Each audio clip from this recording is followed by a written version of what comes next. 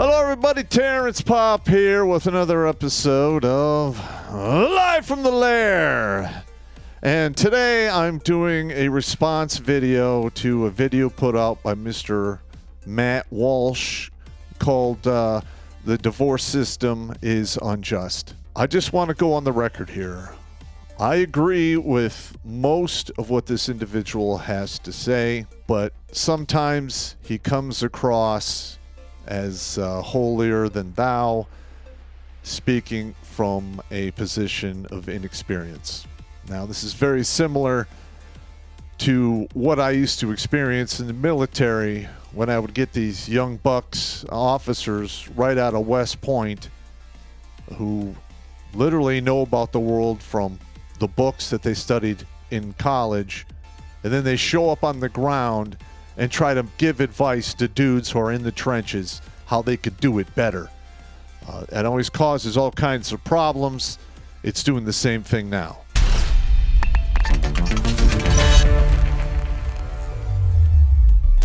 Are you the kind of person who's run out of feelings to hurt? Yeah. Wah, wah, wah. Wah. Then we have the Redonkulas swag for you. And we have multiple locations where you can get it. Go to the Stream Elements store or Crypto Fashion and embrace your inner fat punisher. Because after all, There's a little bad pop in all of us. Even your mother. shirts, stickers, mugs, and hats are on sale now. Your support helps keep us independent from big tech and keeps this life-saving train on the tracks. Links are in the Meat Gazer box. In this video, he talks about how unjust the divorce system is and how it's stifling marriage. Now, I've been saying this for years. Marriage is the building block of any and all civilizations that have ever existed, i.e. the nuclear family with a man, a woman, children, what have you. Now, Mr. Walsh is one of those rare exceptions who I think is content in his marriage. Yeah, he's a Catholic with 6 children. All right, congratulations on that, Mr. Walsh. That is not the reality on the ground for most men. Look at that! Look at that! No shit! And I was personally very upset at the way you basically shamed men in your opening statement, saying men are giving up on duty, bloodline, civilization, legacy, ancestors, and happiness. Well, there's a group out there that uses this blame and shame tactics on the regular, and I would call them feminists. So, Mr. Walsh, that was quite feminist of you to say such things. You fucked up. Historically, women have been able to manipulate men with blame and shame to the point where literally the difference between life and death for young men in the past was a simple white flower or feather pinned on their lapel by women. Basically, in that act, we're calling that individual a draft dodger. And that was very common in World War I. And millions of men went over the top, never to be seen again. Good on you for that shame tactic, Mr. Walsh. I personally think that's reprehensible. But let's dissect this, shall we? Duty. Can you please explain to me what a man's duty is? And why should he execute such duties? Because it stands now, the men of today have even less rights and respect than they did as little as 40 years ago. All right, you can see this in how men are getting canceled, the Me Too. Let's throw in the draft in there. And there's probably a few more kicking around I really can't get to right here because I don't want to make this video too long. Next, bloodlines. All right, now, Mr. Walsh, you're a Catholic and apparently you're happily married. But maybe you should familiarize yourself with the amount of children that are born in wedlock that the husband is not the father of. Too many to count. There are many, many women out there who are playing around on their significant others, getting pregnant, and fooling their husbands or significant others into thinking it's theirs. This is absolutely reprehensible, and men are waking up to this fact, and I'm the one that's doing it. Or let's just say I have a hand in doing it. I don't run the MGTOW Red Pill community. I am not their speaker. I just do semi-comedy videos explaining situations and so forth. Okay. So please, clarify what this duty is. This ought to be good. There's a lot of kids being born out there that are not related to the father, that are being discovered by DNA tests, 5, 10, 15 years down the road. In fact, I did a video a while back on the American Council of Blood Banks when they did paternity tests. They came back with 30% of the cases they tested, the father was not the father. That is egregious.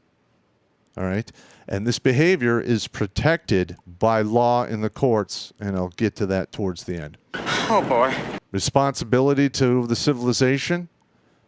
Well, don't we already, keep the power going? We drive the trucks. We dig for the oil. Most men invented a majority of the stuff we used in our civilization up to this point. Without men, virtually life would come to a screeching halt, and there would be very few women able to step up and carry that burden. And the civilization we have right now doesn't appreciate that, not by the slightest.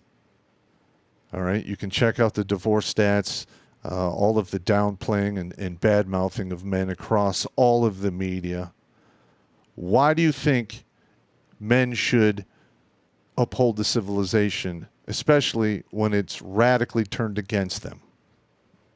Can you answer that question? I sure hope so. Next, legacy. What exactly does that mean? Because the majority of men out there are divorced, and they lose their children, or their children are put at extreme distance to the point they effectively lose their children. Is that the legacy that man wants? Or finding out that one of his kids isn't his? Is that his legacy? Huh? Could you clarify what you said there? That would be great. Next, ancestors. Not really going to speak much about this, but other than the fact that, again, this is a shaming tactic. Hey, your ancestors would be disappointed in you. Well, they're dead. Damn, dude. Harsh, right? Happiness. All right, so he is effectively saying in his opening statements that the only road to happiness and contentment is to get married. There's no other way a man can get, become happy or content other than his one-dimensional Catholic marriage kind of way. Wrong! That is not the case for most men out here. Most men in the real world, where you're not, they make one mistake, and they're literally turned into an indentured servant for the rest of their life. Or 18 to 21 years, depending upon the state they happen to get divorced in. All right, so let's talk about this marriage thing. And what benefits do men get from marriage today? Because back in the day, it used to be a contract where the man and the woman benefited from the union. The way the laws are written today, that is not the case. These women are handsomely rewarded for violating and breaking that contract. And here are the following repercussions. All right, you get married, you have a 50% chance of divorce right out of the gate. All right, and 70 to 90% of said divorces are filed by women. I went up to 90% because college-educated women file for divorce even more than uncollege-educated women. You can check the studies for yourself. I'm sure you have, but you didn't talk about it in this blame and shame video that you put out. All right. 85% of the time, the man will not get custody of his children. And when I was going through my divorce, I had access to several of the databases that lawyers use to research past cases. And when I did this, I found out that roughly 7% of the time, at least in the 3 counties I researched, the man won custody because the mother didn't show up. So if you back that out, this actually goes up to like 92, 93% of the time. The man does not get custody of his children. I can't tell you how many stories and men I've spoken to whose ex-wives were prostitutes, actively taking antipsychotic drugs, history of violence. The whole thing, it's ludicrous. But somehow the courts look at that situation and say, in the best interest of the child, we're going to give the child to the mother and not the father. When in reality, what they're saying is, we want that man to be a slave. He's going to pay the child support. And we as the court are going to get a portion of that money paid to us from the Social Security Fund to pay for the staff to make that happen. That's called Title 4D. And when Social Security does go bankrupt, I hope that we as a nation realize that single mothers played a majority responsibility for that happening. Let's pretend that's not true. Yeah. All right, alimony, overwhelmingly paid by men. All right, since when does somebody have the right, because they've become accustomed to a certain lifestyle, have the right to make that individual pay so you could stay in that lifestyle? Where does that happen in the real world? Oh, that's right, it doesn't, except in divorce court. All right, that's a holdover from laws that were put in place in the late 1800s and early 1900s. That's the equivalent of men being armed with Civil War equipment going to battle in the modern battlefields against, laser rangefinders, machine guns, artillery, Air Force, everything. They get creamed. It is such a mismatch. Are you surprised men are waking up to this and deciding, I'm not getting married? I'm not. In fact, I wholeheartedly encourage it. That is so mean. Allegations get a man harshly punished in divorce court.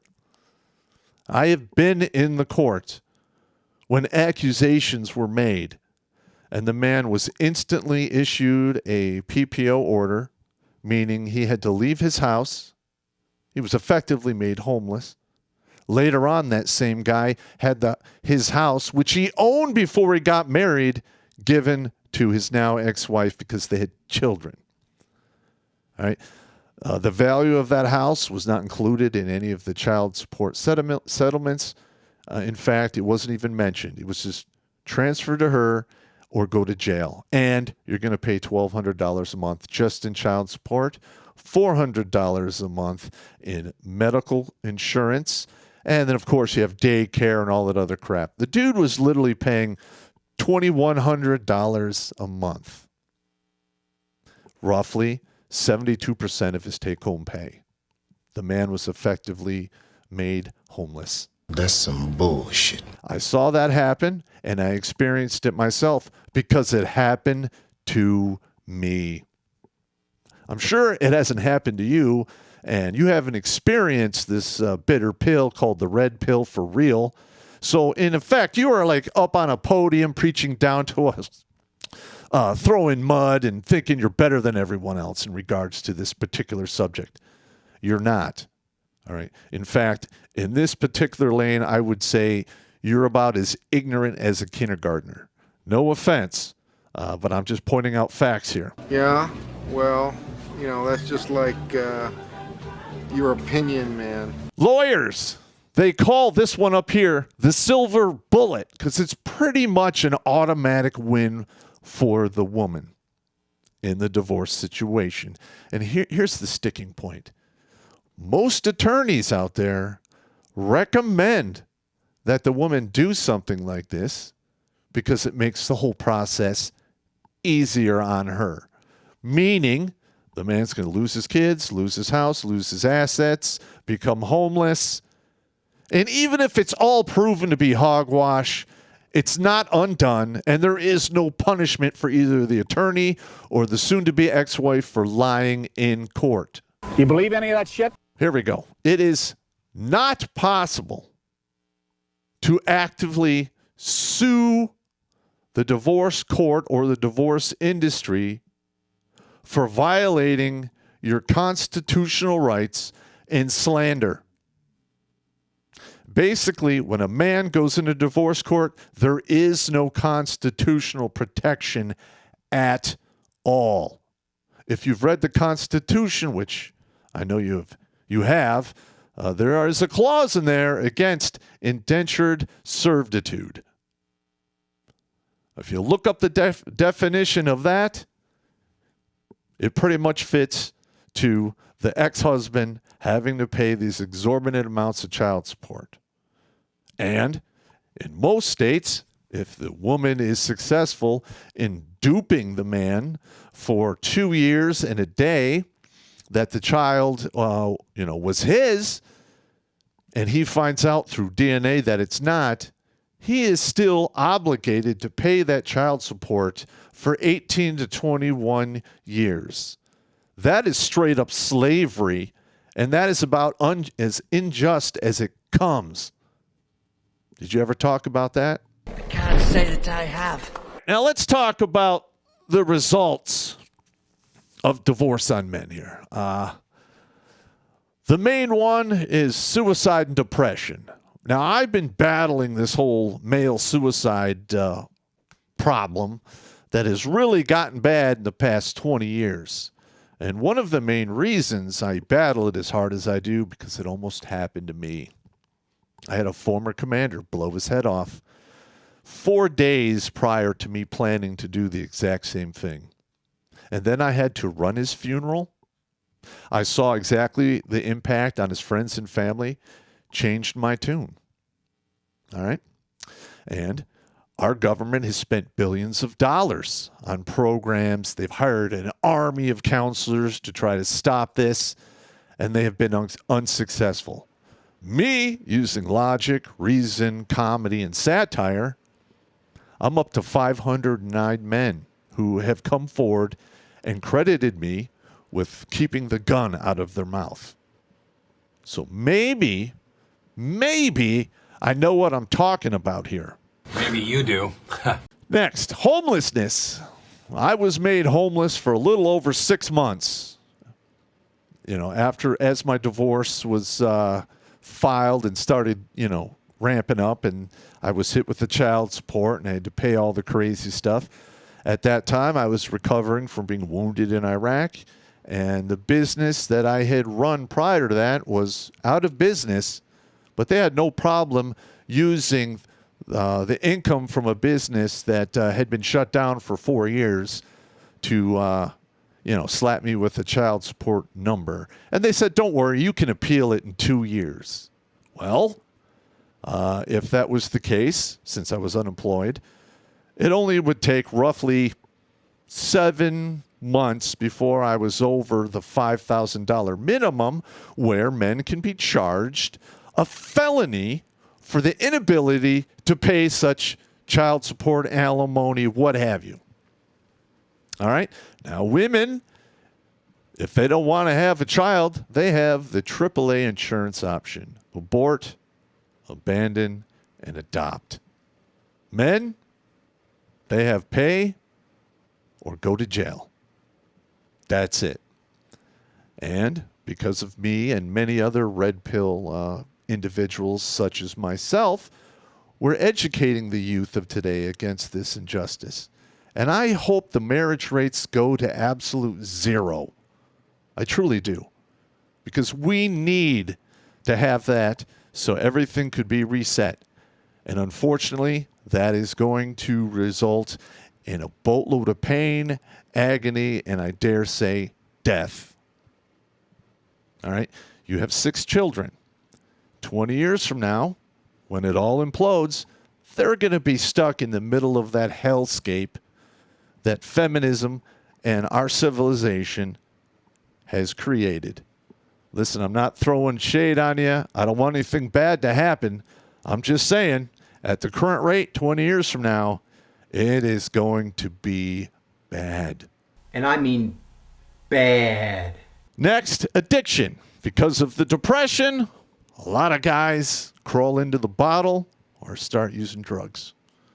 Most of the guys that do that can never, ever crawl their way out. Now, while I was homeless, I talked to a lot of guys who were in the same predicament as me. Most of them owed child support to a baby mama, and they had a warrant for their arrest, or they had a warrant for their arrest because they couldn't pay anything when they got divorced. And they're living their life as a fugitive. Some of them turn themselves in so they can be in jail over the winter, and they get, 3 hots and a cot to sleep in. And 90 days later, most of the time, they're released. It's a rinse and repeat cycle. A lot of these individuals who owe back child support, the state is putting penalties because unpaid interest, making it so these debts never can go away. All right? You're not talking about that. I already talked about jail and fugitive. The marriage rates of today are the lowest they have ever been since they started tracking this statistic shortly after the Civil War. I think that's a good thing. All right? I would like to see men take care of themselves, become happy and content by themselves, since getting into a union with a woman in today's environment, first, there is no guarantee of happiness, even if you stay married. I would venture to say roughly 20% of the men who stay married are actually happy and content. The rest, they're going through the motions of cheaper to keeper. That is not happiness, nor is it contentment. It is misery. And I already talked about what happens to them if they get divorced. It's absolutely egregious. All right. Now, I appreciate the fact that you talked about no-fault divorce and how it's ruined everything and it's messing with your kumbaya moment. I appreciate that. Truly, I do. But next time, how about you talk about the actual consequences for men on the ground? Oh, that's right. You haven't experienced them firsthand. So if you were to do that, in my opinion, you'd be talking out your ass. Last but not least, let's talk about the loss of a child.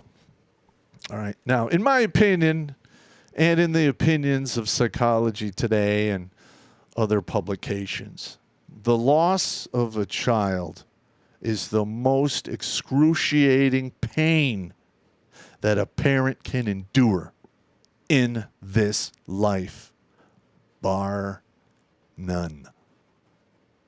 And our divorce courts take away children from men 5 days a week, 50 out of 52 weeks a year. It happens a couple million times a year here in the United States.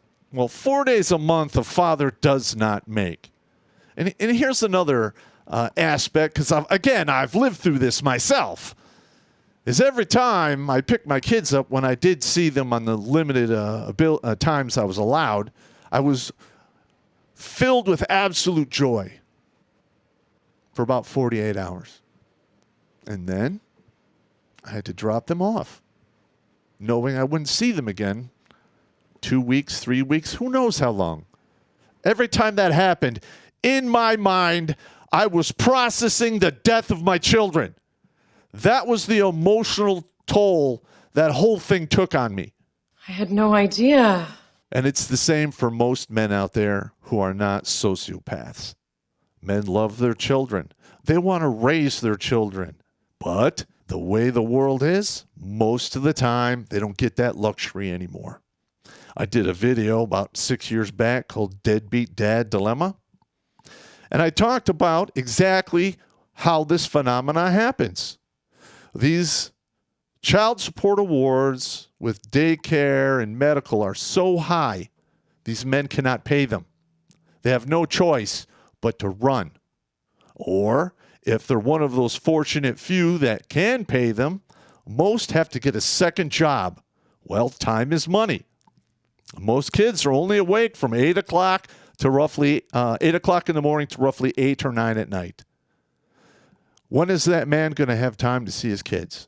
Oh, that's right, he's not. So even if he does pay the exorbitant amounts of child support, but he's not around because he has to burn time to pay that, he's labeled a deadbeat. And if he runs and he refuses to pay, he's called a deadbeat. So in effect, marriage today is a lose-lose proposition for men. How dare you try to shame men into walking into that death trap? I've done 33 years in the military. All right. I've attended or I have conducted over 100 funerals for servicemen. Okay. 1/3 of said funerals were questionable at best. At worst, they were flat out labeled suicides. I found it quite odd that a retired master sergeant got served with divorce papers and they find him drowned in a lake when he went out fishing. Oh, that's fishy. Could have been purposeful. It could have been a mistake. Or the young E6 got served divorce papers and 2 weeks later drove his crotch rocket into basically the pylons holding up a bridge at north of 150 miles an hour. That sounds painful. That is what marriage is doing to men today, and you are completely oblivious to this fact. It is absolutely shameful. All right? You should probably readdress this particular subject. Talk to some people with real on-the-ground experience. All right? And don't talk down to us normal men, down here like you're superior, because you're not. You put on your pants the same way as everyone else. You button up your shirts, what have you. I got it. And I'm happy for you that you are happily married and you have a nice big family. But I want you to remember this. Guys like me, we're paying for it. So you better enjoy it. Take it easy.